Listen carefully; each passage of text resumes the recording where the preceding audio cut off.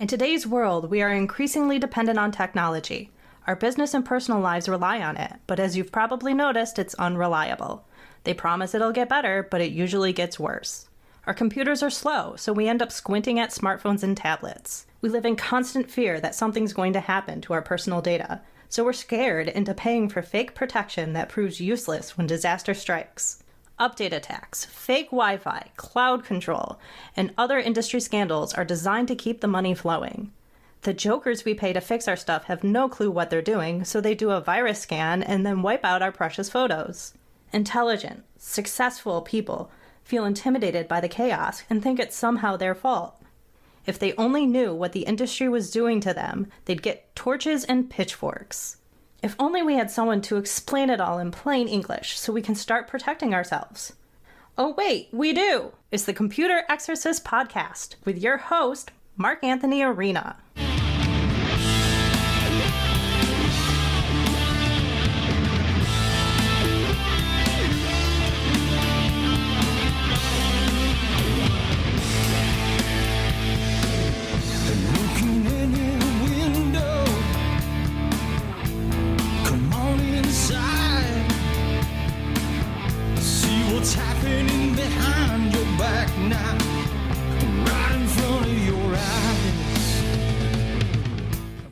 From the Wallace Memorial microphone in my living room, overlooking the Can of Worms in downtown Rochester, New York, this is the Computer Exorcist Podcast. My name is Mark Anthony Arena. So glad you are joining me today, as always. You know, one of the things I thought about myself as I've been thinking about all my episodes is I'm really lucky and blessed, and however you want to put it, to know so many fascinating people. Tonight's special guest is not just some acquaintance or someone I met recently. No. This is one of my oldest friends, and I've known him since we were around 10 years old. So, suffice to say, I know him pretty well. And we grew up together, and we shared our passion for technology growing up. And he's kind of the opposite of me, and he was put in charge of me by our friend group. We need someone to keep Mark calm. So that's what he does for me. So while I rant and rave, he somehow always keeps his cool and always calmly explains things, and always explains things very well. Y'all know, if you've read my book, that I use analogies all the time. Sometimes I make them up on the spot with a probably 75% success rate with the on the spot ones. And I love my anecdotes, right? I love using an anecdote to tell a story because it's relatable, right? This terrifying industry is so ultra complex and intimidating that we need analogies and anecdotes. So tonight I present to you his first time debuting on the podcast waves. This is Steve, the self-described Anecdotal Engineer. Are you ready, Steve? How are you? Oh, I'm doing great, Mark Anthony. I am totally ready. All right. See how he's already calmer than me. See? So, we lost touch for a couple of years. You went off to college. How did you go from there to where you are now as an electrical engineer? What happened in those years? So I went off to school in Worcester, Massachusetts. Mm-hmm. Not quite clear what I wanted to do with my life, as you commonly are at 18. I still don't know what I'm going to do. Oh, well, there's still time. Don't worry. So I went to school, and I thought I wanted to be a mechanical engineer. And it was okay for 2 years. And then I had a couple philosophy classes I was taking, and I'm just like, this is a really interesting thing. And I wanted to explore it, and I wanted to see where it went. And I changed my major between sophomore and junior year to be a humanities and arts major, concentrating in philosophy. So I was at a technical school, and then totally took a right turn, and all my friends were very confused. But you bridge those worlds now. I always say this, right? So the logic and the philosophy versus the technical. Yeah, so philosophy more than anything is, how can you craft an argument? How do you craft a story? And how do you tie it in to the temporal place that we're currently in?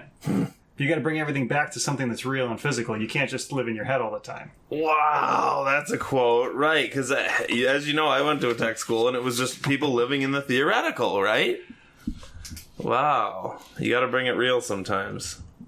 So yeah, after I got out of school, I worked for a highway department. I got as real as it could be. I was working on a road crew, just picking up stuff for brush and other things that were out, repairing catch basins. And then at some point I got into doing evaluations of the roads in the town I was working for. And at some point got moved into the office because they're like, hey, it looks like you know what's going on with the computer. So I started to build a couple processes, for residents calling in. They had concerns. We were writing them on steno notebooks. Then we were using something digital so we could search it, so we could see if there were problems that continued. Oh, good, yeah. So, So you went from like, hey, you're less than 70, you know how to use a computer, can you show me how to click a mouse, to, oh, hey, we're going to actually digitize things for a purpose. Yeah, so it's we a can glorious find thing. Recurring problems, huh? And you certainly know a lot about, you know how to run a computer. Here, you can just sit here and take care of this. Yeah. So it's both a curse and a blessing at the same time. So spent a number of years doing that. Spent some years coaching as well. And then at some point, I got a job with a warehouser, I guess you could say, supplying components for electromechanical stuff. And from there, I kind of got the bug and realized that electrical engineering was a little bit more my speed. It's slightly more conceptual for me. And you look at top level, and you can think about how all the pieces fit together. And it's very broad now because everything in electrical engineering is tied into the code, either the firmware or the software, depending on whether it's a higher level application or a lower level driver for a particular piece of hardware.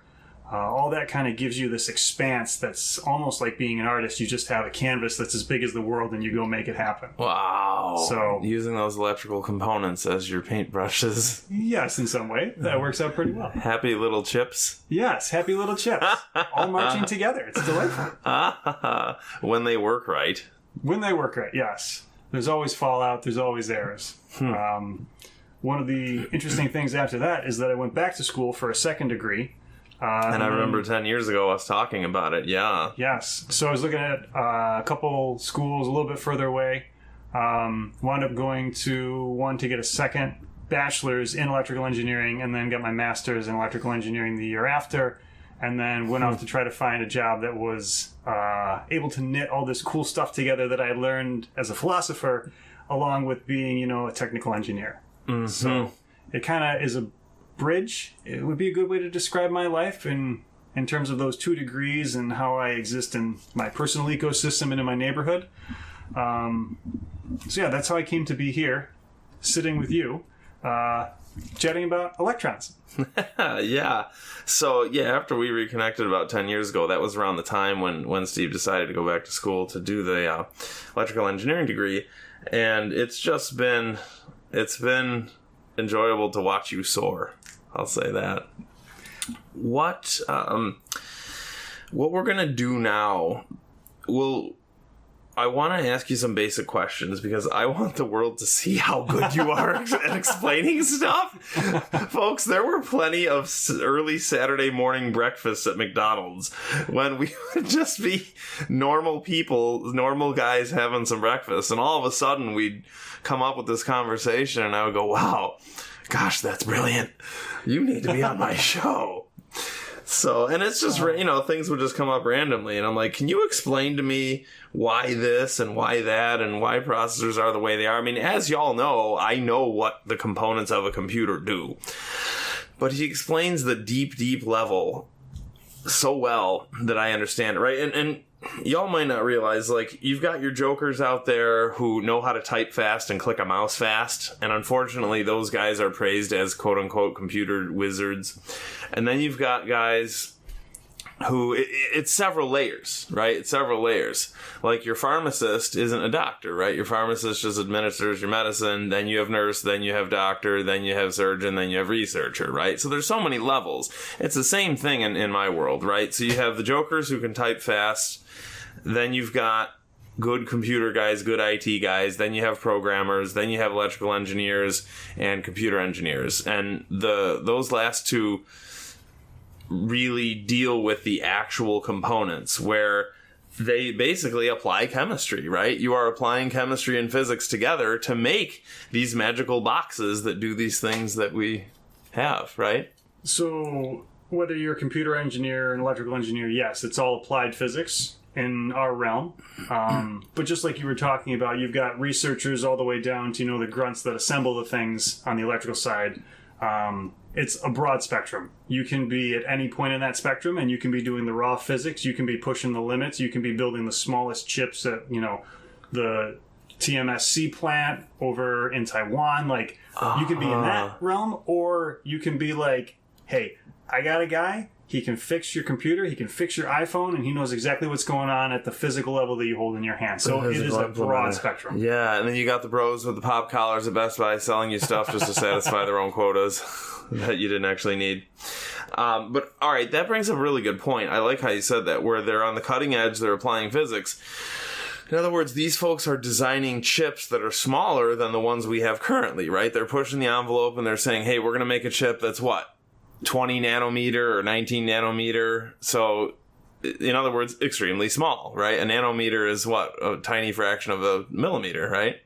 A tiny fraction of a millimeter. That is correct, yes. So they're making chips that have, not the whole chip itself is that big, but the grooves inside the chip are nanometers wide, correct? Yes, the feature is a certain nanometer size, is generally how they describe it. They call it a feature. That's my word, perhaps. I like it. But it's just to say that if you have a channel or you have a structure that you have at that chip level, that, in my mind, is, a feature of that particular chip. And if features overlap each other improperly, or if there's not enough differentiation between the features, you don't get the action that you want. Yeah, well, that's cool. But it's a good way to measure things, right? So it's, hey, I have this gigahertz and this gigabyte and this whatever. So if you have a processor measurement, it's, okay, I have this nanometer. Okay, that's smaller than the one we had last year. So it's an easy way to measure it, right? Yep. So, folks, I'll give you a very quick review here. The main components to a computer, right? You have your more or less permanent storage. That's your hard drive. That's where your operating system goes, like Windows or Mac or Mint. And then you have, it holds your programs and it holds your information, like your documents and photos and music. Okay, so that's your hard drive. Your RAM or memory doesn't store anything permanently. It's just there for speed. Think of RAM or memory as space in your arts and crafts room on the table. How's that? I know y'all have craft rooms out there, right? And shout out to Deb with her sewing room. And so the more space you have, the more free space you have on tables in your arts and crafts room, the easier you can work. Does that make sense? So if you're looking at RAM as, space to work. Yeah, temporary space. Temporary space. And it's a question of how far you have to go to get to that temporary space. Then, yeah, that's a reasonable way to put it. So if you need, say you do something with tiles, like 2x2 white tiles, and you either, paint them or you glaze them or you do something else with them or put them into a mosaic. Maybe you put 1x1 tiles in a mosaic. How much space you have around you dictates how many samples of those tiles you have at hands and how big or how small your final product can be based upon what's right at hand. Wow. So number one, folks, see, I told you he's a normal person who does normal things. He paints tiles. But also, that's so much deeper. Like, I give you analogies all the time, folks. But this guy just came out and gave me a detailed thing of, that's so clear, right? It's a little more zoomed in than my general analogies usually are, right? Where it's, okay, look, if you're doing this specific arts and crafts on your table and you're doing tiles, well, hey, look, if you have more space, it's easier for you to assemble stuff. If you have a smaller amount of space, then you have to keep getting more tiles and getting up and sitting down and getting more tiles, right? If you have a ton of space, you could throw a ton of tiles on your table. Is that... Yeah, in terms of volume and scale, that's a good way to put it. And if you extend that one more level, and you say, RAM is your close group of tiles, your hard drive is like going to a Michael's or going to a Lowe's, depending on what kind of tiles you need. To go fetch the material. And there's a larger store, a bigger store, literally a store, of these tiles. And then you bring it back to your local craft table, and the big stores are your hard drive, and then the little tables in your craft room, which is your temporary workspace. Your temporary workspace, it's equivalent to your RAM.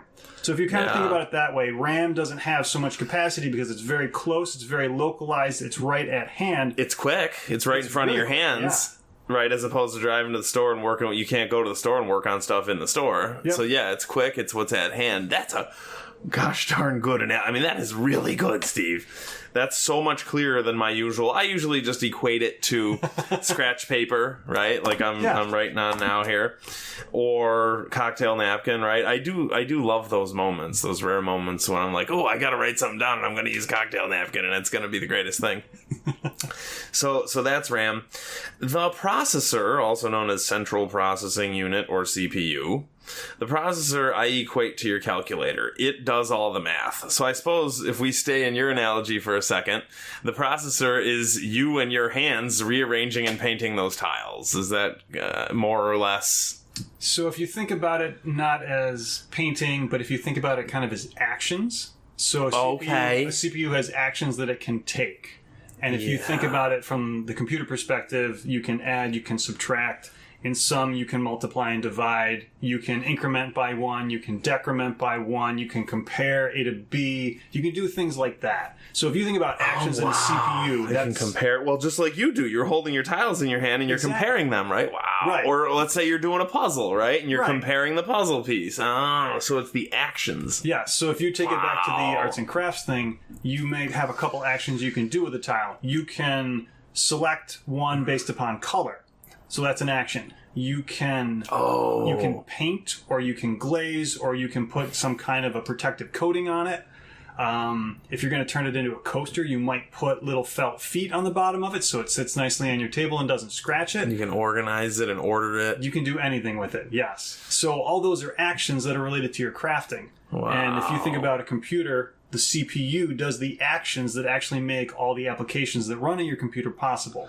That's so much better than my usual, it's a calculator. So glad you're putting me to shame here tonight on the Computer Exorcist podcast.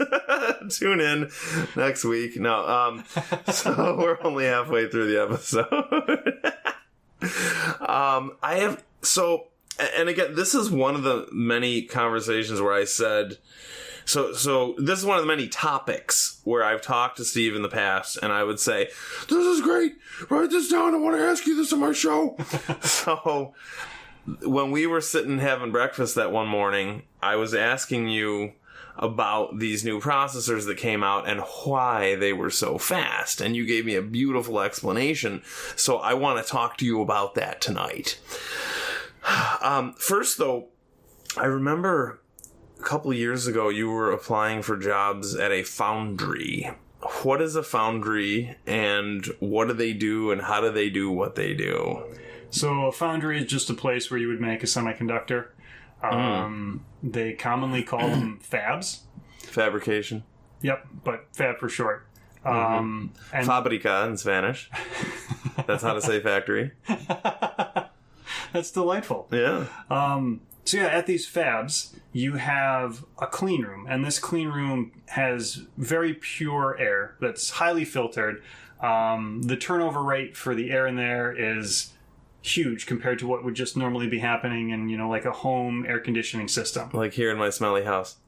Like here in your smelly house. Yes. Like a couple of fans, it moves a little bit here and there, and it kind of floats and like it's whatever. But in a clean room, they are exchanging the whole room's worth of air in some set amount. It could be minutes, it could be tens of minutes. It all depends on what that particular foundry needs. So I thought it was just a clean room where it was just the air is clean, where it's there, it's clean, and it's done. But you're saying it's constantly filtered. Yes, so in case there's any production of dust, or there's any outgassing from something, or, there's material that you don't want in there that, maybe an operator brings into that clean room, you can't just let it be like a sealed little bubble. Yeah. It's not like a snow globe. It actually changes the air in a sequence, and you have these giant filters and these giant fans that it's blowing through.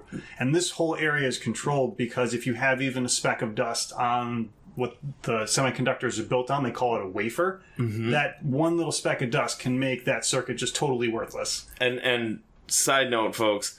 So to segue, okay, we are talking about how processors are made. That's your spoiler, right? Okay, spoiler. So I'm going to say, Steve, how are processors made? And so they're made in these fabs, right? They're made in these foundries fabs. Where they... So... And if I'm not mistaken, you know how you have like tissues, a bunch of tissues make up an organ, right? So a bunch of wafers make up a processor. Is that right? So a bunch of processors would be wholly contained upon a wafer. Oh, gotcha. All right, all right. Direction. Yeah, so if I have a batch of cookies, a wafer is a batch of processors? Yes, fundamentally speaking. Mm-hmm. I get it now.